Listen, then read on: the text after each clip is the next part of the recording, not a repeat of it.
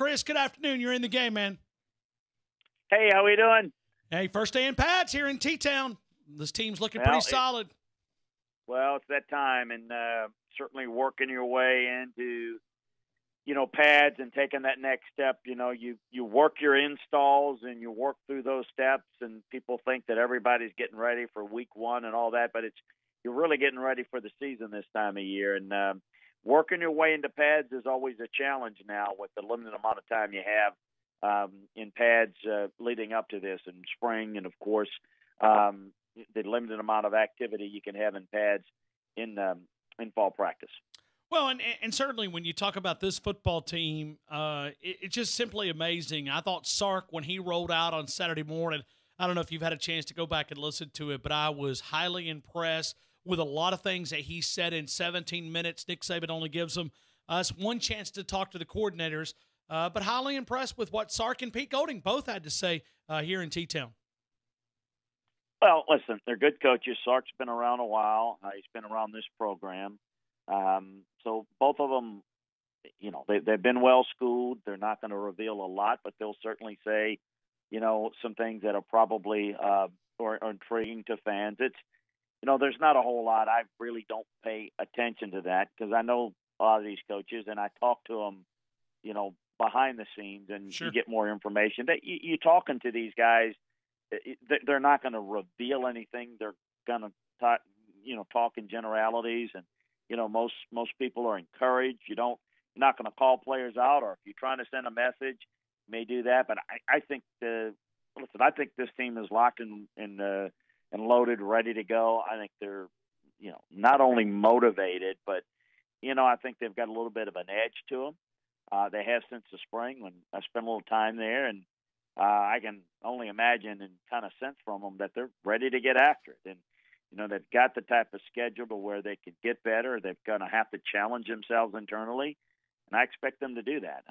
Just getting ready for situations, trying to figure out your depth, who's going to be able to run certain packages. That determines who you can rely upon in depth situations. So there's a lot of things that you have to do this time of year. It's not just, okay, well, another practice, another, press conference, and another day closer. There's a lot of things that go on in the off season that get you ready to play, in December and in January for those big moments. And a lot of that foundation is rooted, right now and really since January. How much of a luxury is it? Because I'm counting through, there's probably 8. There may be closer to 10 because there's a couple of guys that were out when we talk about this first week. When you talk about how much of a luxury is it when you can play that number of defensive linemen? Sure, they're not all when you talk about Quentin Williams, but there's depth there and there's solid players. When you could play that many, how much of that is a luxury? Oh, well, I don't think it's a luxury. I think it's a necessity to be at a championship level because to be good, you have to have a deep rotation. You can be a great defensive line, but if they're on the field for a lot of snaps, their legs will get dead. It's the toughest thing to do athletically in football, and that is to come off the ball, rush the passer, go back, do it again, then have to take on a run block, have to chase and run.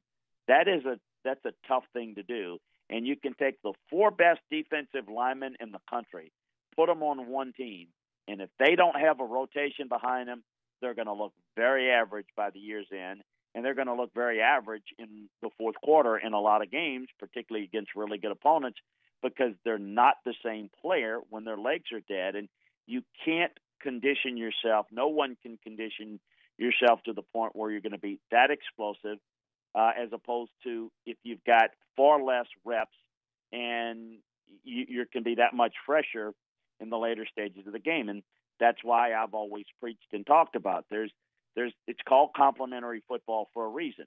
If you're a really good defensive team, chances are you not only have depth of talent, but you've got an offense that will keep you fresh and limit your possessions defensively so that you can stay fresh and stay at your optimal level later in the games. Teams that are very offensive oriented and go up and down the field, they constantly are having to score more and more points because they don't have the depth on defense. No one does to be on the field for as many snaps as those type of teams do. So I think being able to get the young guys all the reps you need right now is important.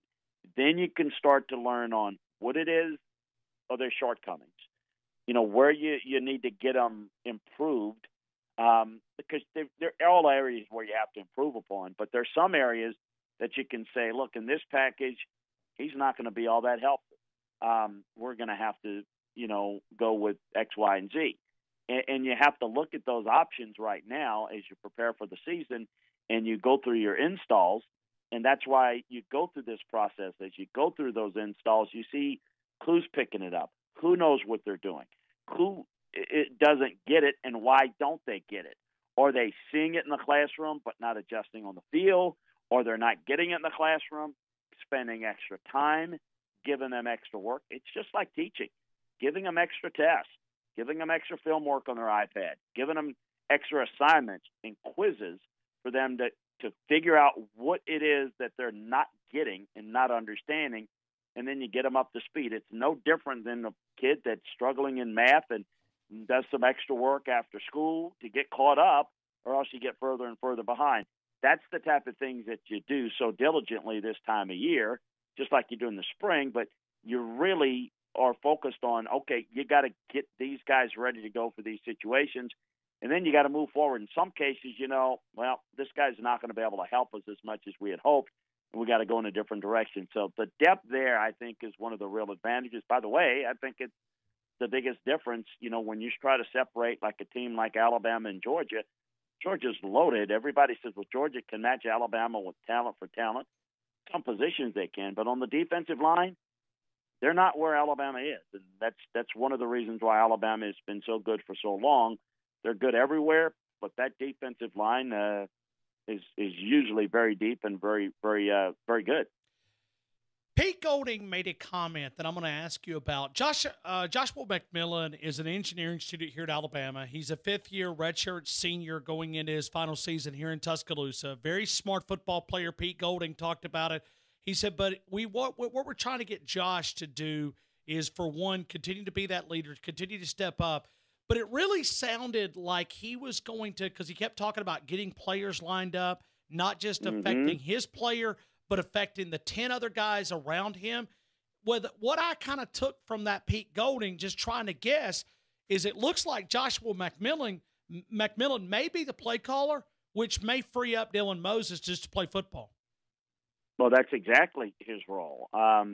He's got to make the checks and make the adjustments. Now, what you also have to do is you got to prepare Dylan. You got to prepare other options, because if he goes down, you talk about a loss. The toughest things to replace, obviously, are your quarterback. Next to that, okay, and I'm not talking about who's the most gifted athletically, but the toughest positions to replace on the football field when you have an injury is your callers, your play callers, your signal callers, the guys that make the adjustments. So after the quarterback, your center on offense, your Mike backer on defense, and obviously your free safety in the secondary. Those are the guys that are making the checks, getting people lined up. And so you have to make sure that they are in that position where they know it cold. Everything that needs to be done, not only from their standpoint, but obviously from their teammates, where to be. But then you prepare if they're not in the game, if they need to be spelled, if they're injured, they're off 2 series because they rolled an ankle, whatever the case may be. You got to be prepared for that with your either his backup or someone they put into that role at the Mike position, or they make the calls from the Will or Sam position. So that is exactly what Joshua's position is. His instincts, his awareness in getting guys lined up is so important, because particularly against a lot of teams that run some tempo offenses, you've got to make those checks, and you got to get a signal, and you've got to make some adjustments to get people aligned when there is late adjustments by the offense. Those things may make a call, but then based upon the movement by formation and the pre-snap movement by the offense, you have to change and check to another call based upon that. Well, if you don't make those decisions seamlessly, You can be a really talented defense, but if you are a step late on where to attack it, and all of a sudden you've got two gaps covered, but then one that's uncovered, you got a big play, and your defense just gave up a big play. Chris, I want to go to wide receivers here for a couple of minutes. Certainly a lot of publicity, a lot of preseason hype around these guys. If I take Jerry Jeudy off the board, in your opinion, regardless of classification of senior, junior, whatever, when you look at the next best wide receiver, is it Devontae Smith? Is it Henry Ruggs? Is it Jalen Waddle, or you want to go somewhere else? Well, I've got really high grades on all of them. I would go slightly Ruggs, Waddle, Smith. Okay.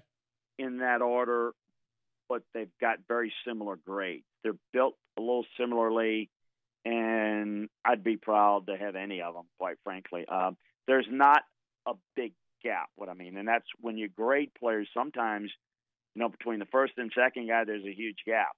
I think in this case, there's not as big of a gap between one and two as people might think, but Jeudy is the best of the bunch. I think the 2, 3, and 4 are really good. I think the thing that impresses me a lot about Ruggs is a little bit of the versatility. I think Waddle is also an ability to play a couple of different receiver spots. That's important, and being able to line up in a couple of spots. It's the X and the Z position and the slot position are all different responsibilities. It's I think people throw in wide receivers. They're receivers. Not all of them are wide. Some of them play inside, and it's a completely different position. Just like playing tackle is different than playing guard, which is different than playing center. Inside is different than outside. Safety is different than corner. The versatility of being able to play a couple of different positions is really underrated. And I think that all of these receivers look a lot alike in terms of size, speed, quickness, skill set, which they're a little bit they're very, very interchangeable. Now, if there's a downside, if you want to call it, there's not everybody's got decent size. You don't have the big, 6'4", 220 type receiver that post up. But, man, can these guys get in and out of their routes, and are they big-time playmakers after the catch? They can do that with all four of those guys can play. And then there's a couple of other guys that I think are Mitchie and Shavers and a couple of others that are good. But that's how I would stack the four.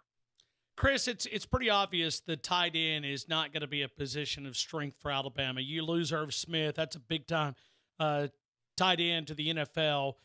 But the conversation here in Tuscaloosa has been about trying to find a way to maybe get more wide receivers on the field at the same time. Well, I think you're going to see 4 wide receiver set, I guess is what I'm trying to say. Well, you're not going to optimally be able to run quite as well out of that. I think that you're going to see some of that. And I think you're going to see them run out of that look too, because it vacates guys out of the box because they've got to play coverage. So I think you're going to see some of that. But in red zone, in short yardage, that's where the tight end play comes up. Because, and I think Miller I think he's a little bit underrated, particularly as a blocker, and he can catch. But he's not the dynamic, playmaker at tight end that they've had the past couple of years, 2-3 years. But I think that comes to affect you a little bit in the red zone because you really have diminishing returns when you go like 4 wide in the red zone because you compress the field. I mean, it takes away the vertical element of your pass game. So you can do some of that, but you need that extra blocker in a large sense. And with more guys closer to the line of scrimmage, you end up with a numbers disadvantage in terms of blocking if you don't have a really good blocking tight end on the field. So I think they'll play with that a little bit. I mean, I think that they're aware, obviously, that they don't have the playmaking weapon, but you just nailed it at tight end. But you just nailed it. They've got more than enough receivers to be able to attack you, particularly in the wide part of the field where it's going to be very difficult to match up against them. And I think in the wide part of the field, they're going to be able to run the football out of that look too. Out of, what we call 10 personnel, one back, four wides, no tights, they'll be able to hold up very well. They'll be able to run the football well in a lot of draw plays that I think can get guys open, because at that point you're gonna get guys vacated out of the box, and I think that matchup is going to be really, really effective for them. The other thing I think you can do is you can work the backs out of the backfield a little bit too to help some of that. And I think those things are going to maybe make this offense look just a touch different. But don't be surprised if the pass receiving numbers at the tight end position is a little bit better than you might think there as fans. What you won't see is the amount of explosive plays. But I will also say this: there's not going to be quite as attention to the tight end in coverage. So I think in the right matchups, you're going to see the tight end make some plays. Now, whoever it is, because you're going to have to make some decisions defensively on how you're going to lock up and how you're going to move those safeties to help out those speed receivers. And if you focus on those guys, which you must do, I think you're going to have some big plays by the tight end, just by the fact that not explosive plays, but I think you're going to have some wide open plays down the seam that are going to break. Chris, what do you expect? Because you understand the coaching and the chess match that's going to be. What do you think Alabama is going to see from opposing defenses? How are they going to attack this high explosive offense? Well, you have to take away Bama's run, because in anybody's run, I don't care how the team lines up, how they try to run. If you can't stop a team's run, you have no chance of winning. It's the easiest thing to do is to turn around and hand the ball off. If you can't stop that, you got no shot. You really have no shot. You throw the football, you might have a bad throw. You might have a drop. You might have a tip ball. You can't stop the run and you hand the ball off. You've got no shot. So you got to stop the run. Okay, how do you do that? Well, you've got to stop it any way possible. So if you have to put an eighth guy in the box, that's going to be tough, because then you're going to make yourself vulnerable to explosive plays, because then you move a safety down in the box. You've got to make some decisions on where you're going to help with the deep safety. I think you're going to see them play a lot of zone, but then I think that's where the patience comes in with Tua. You attack underneath, you get the first downs, you move the football. Personally, I'm going to play a lot of eight-man fronts, and I'm going to play a lot of cover three, and I'm going to try to prevent the big play, and I'm going to have to rally and tackle well, and that's what you have to do. Now, can everybody do that as well? Obviously, personnel is going to be different. You're going to see Duke play a lot of thirds coverage. But athletically, they're going to have to. I don't think you're going to see people playing a lot of man on them, but I think that sometimes when you bring some blitz pressure or you put numbers in the box, you're going to have to line up in man coverage and hope that you can force the ball to come out quick enough to where you don't have to cover very long. Because if you do, you're going to be trouble. You've got to mix it up. You got to stop the run. And if you overload stopping the run, meaning you have to overplay in numbers to stop the run, well, you're going to be vulnerable in coverage.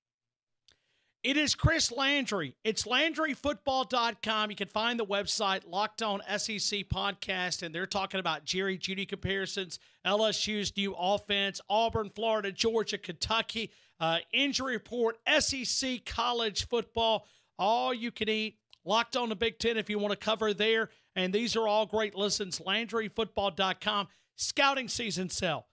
50% off right now for a limited time. You get a great discount, less than a magazine subscription. Can get you that football views from a coach, a scout, an administrator, the podcast, the free agency, NFL draft. Chris, we need about 28 hours in a 24-hour window, right, for you to get all this coverage on LandryFootball.com. Yeah, it is. It certainly takes a lot of time, but we're obviously very committed to it. You did a good job of explaining it, and we love you for it. We appreciate it. Look, we here's what we try to do. We take you inside the film room and we break down the game. For example, on the college game, you mentioned the podcast. We've got a podcast for every conference in the country.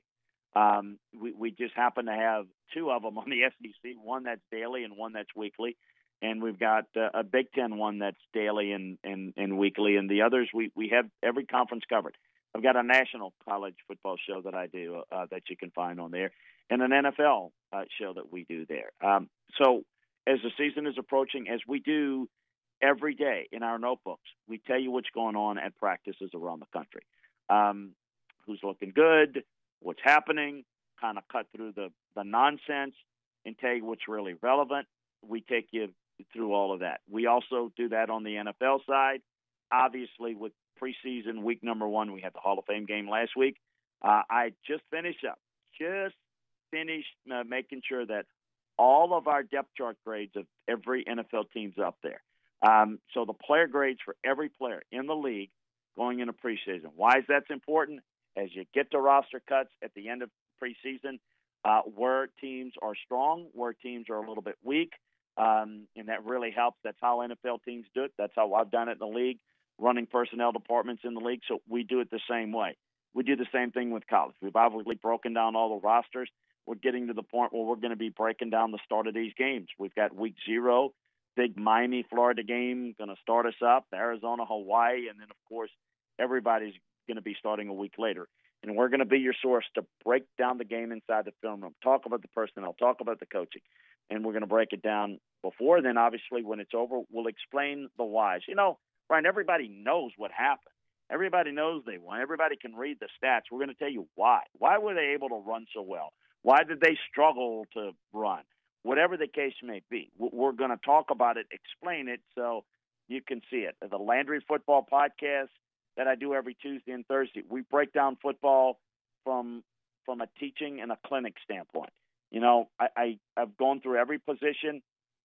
I'm going to finish up with coverages and special teams, but I explain pass rushing, how you disguise blitzes, and how if you don't disguise blitzes, it won't work. And we give you a little bit of an understanding, and so that you can think and understand from a coaching standpoint of why things work, why they don't work, and what you need to try to do, how it's called, and all those things. So we're really excited about it. It's just a way to say, look, we're going to take you inside the film room. We're going to take you into the coach's staff room and explain things to you so that you can watch the game, you know, a little bit more intelligently and know a little bit more than just, hey, the Tide won by 25 and they covered or they didn't. You know, you can really have an understanding about your favorite team and the who, what, when, wheres, and whys of it. It's LandryFootball.com. Landry Football also on the Twitter account. Chris, as always, we thank you so much for your time. We'll talk to you again next week. Thank you again for being a part of the show. Oh, thank you for having me. Take care. Talk to you next week.